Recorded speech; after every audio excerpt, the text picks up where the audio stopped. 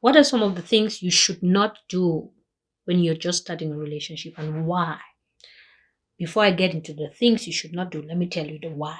It's simply because they expose you to abuse. It's like preparing to be slapped or boxed or so you want to be careful.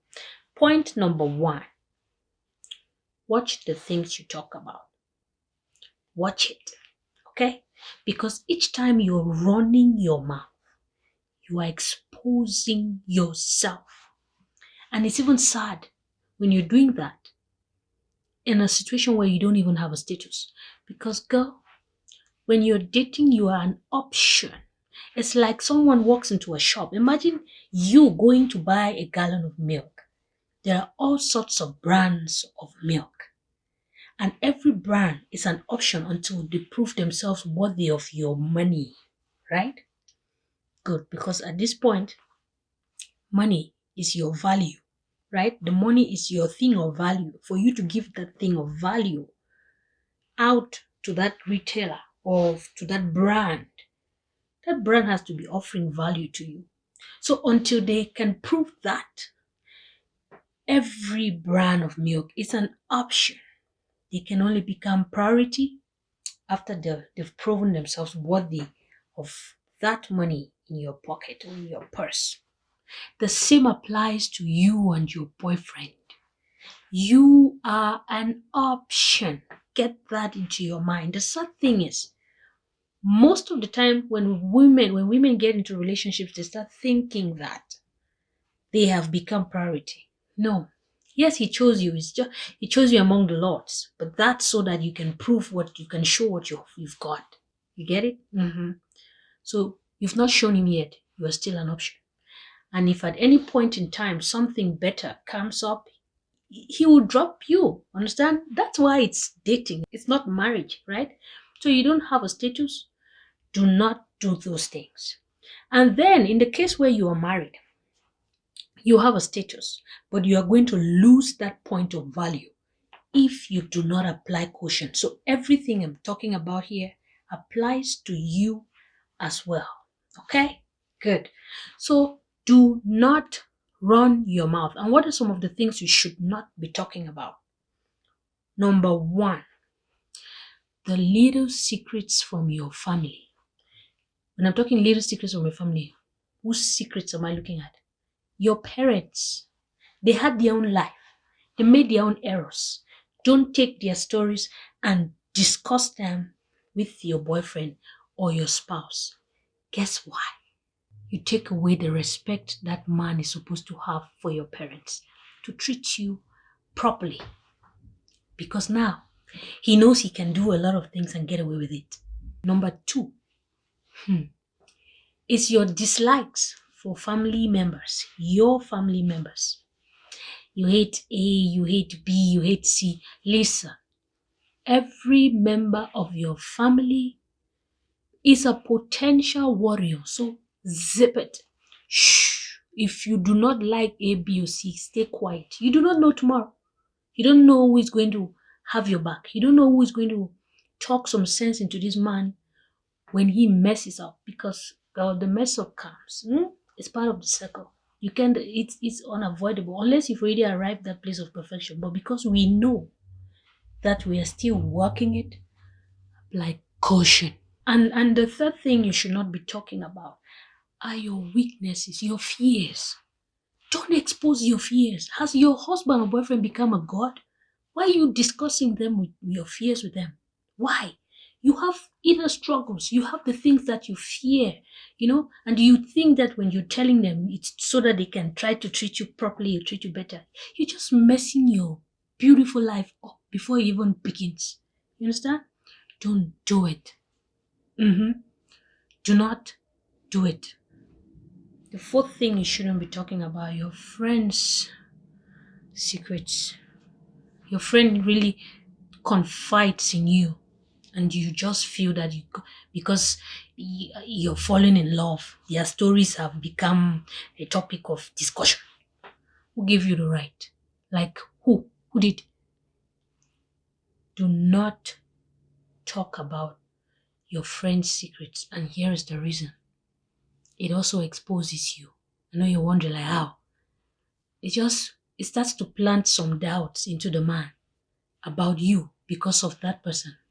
And then even when the person has probably even turned a new leaf or something, but he starts planning, those doubts starts to, it's like you're igniting it, and so it just starts, it's like a little grain.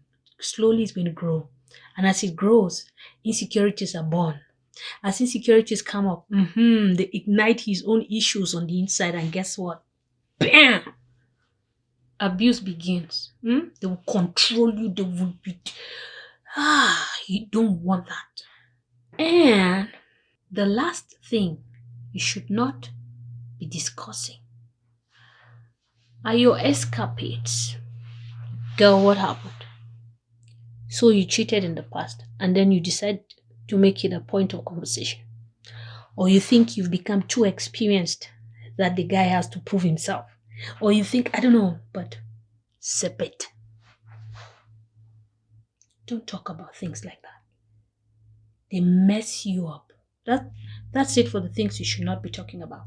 And the number one thing that exposes you or makes you vulnerable to abuse. Let's go to the second point that exposes you to abuse. Is depending on this guy for happiness, for approval, for compliments, for validation, for decisions. Girl, the moment you start doing that, the next thing that's going to happen is you will start noticing neglect, okay? Because the moment your mind switches from you connecting with your inner self to tap into that goodness of Christ in you, guess where that mind has to focus on? On the person who is supposed to be giving you that energy that you have decided not to give yourself. And the moment you start looking at somebody in that light, all you get to start seeing is the faults, the shortcomings, the inability of that person. And the more your mind starts to tell you how all the things you need to do to make this person do this A, B, or C for you, and before you know it, you're compromising everything you believe in because you're trying to get that happiness, right? You feel or you start thinking you need to please him so that he can in turn please you. And at the end of the day, you become an emotional burden nobody wants to carry. If you make anybody lord over your happiness, you become a burden. It is hard. People are dealing with issues every day in their lives. So you don't want them struggling with themselves and then having to struggle to please you. It's just hard. The third point is knowing your roles and sticking to it. Remember what I said? You are an option until you become priority and take the role of that option. What that means is you flow with the flow. I don't know if you get what I mean. Walk with the moment. Flow with the... Men don't get into a relationship considering you as a priority. You are an option until you have proven it. But we get into a relationship, and the very moment we are in it, we start thinking of them as a priority. And that's why we sacrifice ourselves. And then tomorrow, when they have moved on, or they've seen someone that now meets their new need or can satisfy their taste, we are hurt because we've invested so much. But who sent us to do that? Who asked us? At the end of the day, you do not want to be in that situation. You don't want to be giving people or while people are sleeping, you're scavenging around looking for what to do to hurt A, B, or C, or take vengeance, or looking for what Baba or Baba Olu, looking for one Juju man, or looking for one Kayamata to go do this and do that. Or start thinking that somebody stole your man. Well, he was never your man. You understand? He didn't even consider himself your man. You understand? So please, you want to stick to your rules. Now, the fourth point, don't be too available. Don't be too available. Okay? You call him in the morning, afternoon, night. Give that guy a break. The more you do that, the more he thinks you're idle. The more the message you're communicating when you are too available is that this person is irreplaceable. Who is irreplaceable?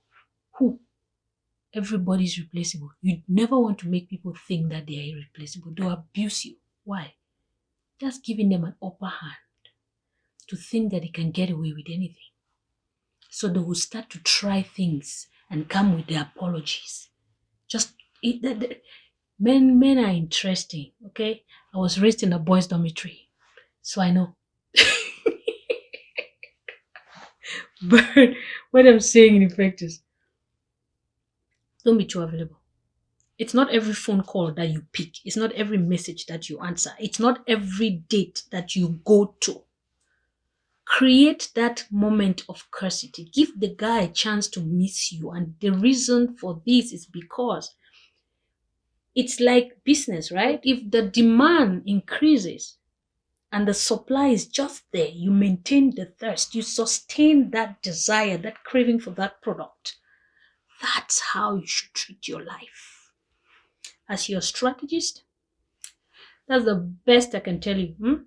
And the fifth of them all, auntie, pray. Pray. And pray again like your life depended on it, because it does. Pray.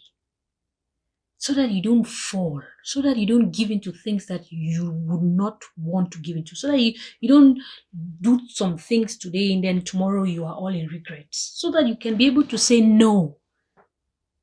Pray for that grace. We need it. Okay? Pray for it. And if you're married, all these things I've said are things that you also need to practice. Don't be too available. You may probably be wondering, but you're married. How can you be married and not be too available? Hey, being married doesn't mean that you become idle. Find something useful to do with your time, girl. Good. And if you're a man listening to me, please find something useful to do with your time. Don't be too available. You expose yourself to abuse when you do that, because you start to see things to complain about. The next thing they call you nagging. The next thing they call you ungrateful, unappreciative. The next thing they compare what you're doing and what they're bringing in. Hey, give yourself some credit. Okay? The God who made that person made you too and loves you both equally. Don't give another person that opportunity to hurt you. There's something we need to understand. There's this negative impulse all human beings have. Okay? We all have it. That's the reason why you hear people say everybody has a price. That's because, man, everybody can fall. Even the strongest people can fall. So, you don't want to put yourself in a position where you're triggering that negative impulse in people. Why? Because they will do exactly what you do not desire. Okay? Be careful, be wise, and that will be it for now. Stay blessed. Bye.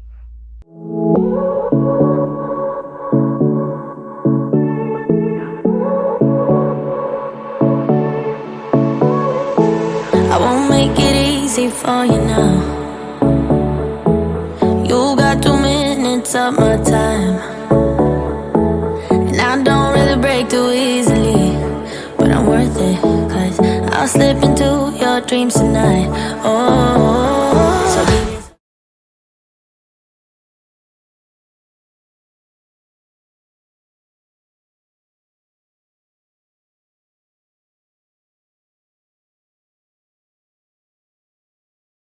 Keep you and your relationship moving, Yeah.